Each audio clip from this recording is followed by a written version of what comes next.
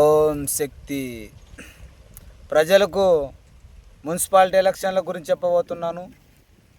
ఏ ఎమ్మెల్యేకైనా ఎవరికైనా ఓటేస్తప్పుడు మనం జాగ్రత్తగా కూడా అన్ని పథకాలు అడిగే ఓటేయండి.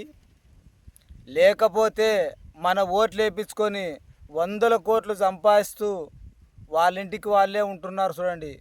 మనము ఒక కోట్రకు అమ్మడపోయి 1000 రూపాయలకు అమ్మడపోయి మనం ఓటేసి వస్తే మన పిల్లకి 10 రూపాయలు ఇవ్వలేము. మనం నట్టేట్ల ముంచేస్తారు చూడు మనల్ని.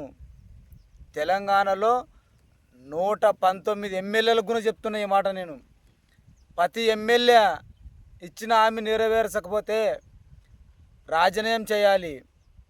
దాని కొరకే మున్సిపాలిటీ ఎలక్షన్లు కానీ ఎంటీసీ ఎలక్షన్లు కానీ వచ్చినప్పుడు ఖచ్చితంగా అడిగే పద్ధతి ఇది. రేవంత్ రెడ్డి నీ గురించి చెప్తున్నాను ఇప్పుడు మళ్ళీ. ఆనాడే నీకు సస్తవు రేవంత్ రెడ్డి అని చెప్పిన, నువ్వు ఇచ్చేటప్పుడు ఒకటి గెలిచినాక ఒక మాట మారిస్తే మాత్రం నీ బ్రెయిన్ ఏం చెప్తుందో నాకు ఇక్కడ తెలిసిపోతుంది. ప్రకృతి నుండి నేను ఏం చేయాలనుకుంటే అది చేయగలుగుతాం రేపు నాడు. ప్రజల్ని మోసం చేస్తూ వేలాది కోట్లు లక్షల కోట్లు సంపాదడం కాదు చూడండి. ఇచ్చిన మాట నిలబెట్టుకోండి. లేదంటే రాబోయే ఎలక్షన్లలో ఏం జరగబోతుందో అది జరిగే తీరుతుంది. అవ్వద్దు. అందరికి కూడా చెప్తున్నాను, 119 ఎమ్మెల్యేలు కూడా ఇచ్చిన మాట నిలబెట్టుకుంటారా లేకుంటే మీ ఇంటికి పరిమితమై ఉంటారా?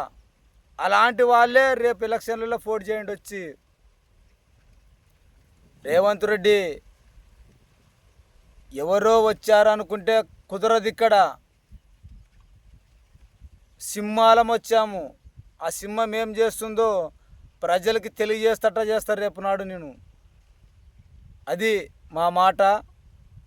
అందరూ కూడా దీన్ని శ్రద్ధగా కూడా ఆలోచన చేసి ప్రతి ఒక్క ఎమ్మెల్యేకి కూడా మనకు అడిగే సిచ్యువేషన్ ఇది. మరి రాబోయే ఏడియాలో మళ్ళీ కలుసుకుందాం. ఓం శక్తి.